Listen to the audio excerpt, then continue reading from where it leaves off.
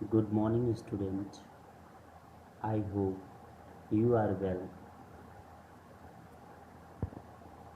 Dear student, today we will discussing about quantum number, which are the most important topic in class 11. So let's start. Quantum number क्या होता है? Those numbers which will used for identification or prediction of exact position of an electron in cell is called quantum number। मतलब यह हुआ बच्चों, quantum number वे संख्याएं होती हैं जिनकी सहायता से हम किसी भी एटम के चारों तरफ सेल्स में मौजूद किसी एक इलेक्ट्रॉन की सही सही पोजीशन की गणना कर सकते हैं, पता कर सकते हैं। जैसे बच्चों, अगर कोई व्यक्ति है, आपका फ्रेंड है, कोई आपका फ्रेंड है जो आपसे बिछड़ गया है, अगर इस फ्रेंड को खोजना हो तो आपको चार चीज़ों की आवश्यकता है, चार बातों की। पहला, आपका फ्रेंड किस कंट्री में गया है, यानी आपका फ्रेंड किस कंट्री में चला गया है, ठीक है। सेकंड, उस कंट्री के किस सिटी में है, किस शहर में गया है, और उसके बाद उस सिटी के किस विलेज में है, और उस विलेज में उसका मकान नंबर यानी होम नंबर क्या है। अगर यह चार बातें आपको पता हो जाए तो आप किसी भी अज्ञात व्यक्ति अथवा अज्ञात फ्रेंड को आसानी से खोज सकते हो। ठीक उसी प्रकार से बच्चों, अगर किसी एटम की चारों तरफ सेल, कोई एटम है, इसकी चारों तरफ सेल में अगर एक इलेक्ट्रॉन को ढूंढना हो तो हमें चार क्वांटम संख्याओं की आवश्यकता होती है। कौन कौन से बच्चों? Principal quantum number represented by small N, azimuthal quantum number represented by small L, magnetic quantum number represented by small N, spin quantum number represented by small S. अब कौन सा क्वांटम नंबर बच्चों क्या हमें बताता है, आइए देखें।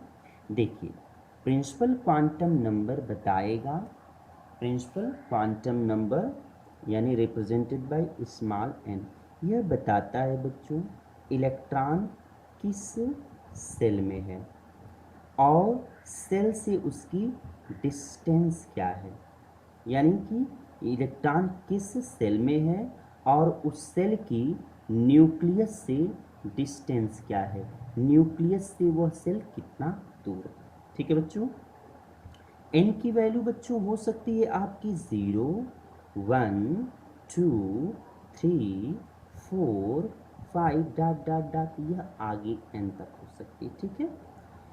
Azimuthal quantum number represented by small L, यह क्या बताता है बच्चों?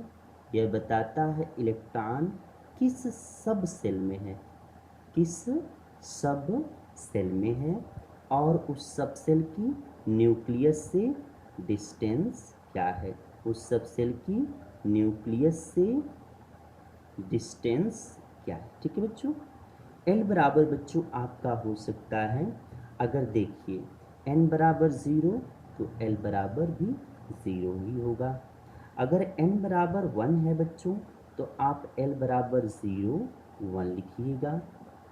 अगर एन बराबर बच्चों 2 है तो एल बराबर आप 0 से स्टार्ट करें, 0, 1। ठीक है, 0, 1। अगर सॉरी बच्चों, अगर एन बराबर 1 है तो आप एल बराबर केवल आप लिख सकते हैं 0। अगर एन बराबर 2 है तो आप 0, 1 लिख सकते हैं, सॉरी। ठीक है, दिस इज करेक्ट।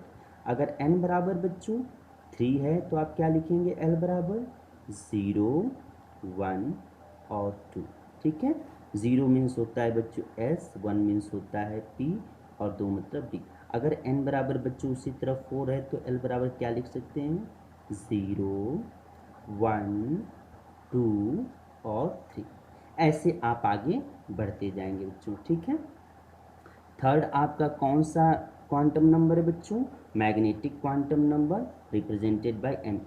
m क्या बताता है बच्चों, इलेक्ट्रॉन जो है किस आर्बिटल में है, इलेक्ट्रॉन किस आर्बिटल में है। अब देखिए बच्चों, आर्बिटल को आप कैसे रिप्रेजेंट करते हैं, अगर l बराबर बच्चों 0 है तो आप m बराबर हमेशा 0 लिखिएगा। अगर l बराबर बच्चों 1 क्या है, l बराबर आपका 0 है और 1 दिया है तो आप m बराबर l के लिए l बराबर 0 तो m बराबर 0 लिखिएगा। अगर l बराबर कोई संख्या है तो इसको माइनस से स्टार्ट करिए और प्लस तक जाइए, ओके। ऐसे -1, 0, +1। अगर l बराबर बच्चों 2 है तो उसी प्रकार से माइनस से प्लस तक जाइए, -1, -2 से स्टार्ट करिए, -2, -1, 0, +1 और +2। अगर बच्चों बताइए 3 है तो क्या लिखेंगे m का मान, उसी तरह माइनस से स्टार्ट करके प्लस तक, -3, -2, -1, 0, +1, +2, +3, ठीक है बच्चों। अगर 4 हुआ तो क्या लिखेंगे बताइए जल्दी से, -4, -3, -2, -1, 0 फिर प्लस से +1, +2, +3, +4, ठीक है बच्चों। ऐसे आप आगे बढ़ते जाएंगे। और फोर्थ क्वांटम नंबर है बच्चों स्पिन क्वांटम नंबर, कैसे रिप्रेजेंट करते हैं, s। और s के लिए बच्चों हमेशा +½ होता है और -½ क्योंकि एक इलेक्ट्रॉन बच्चों ऊपर मूव करता है और एक नीचे मूव करता है। आगे कैसे बच्चों इस पर सवाल आते हैं मैं नेक्स्ट वीडियो में आप लोगों को खूब अच्छे से बताऊंगा। Thank you.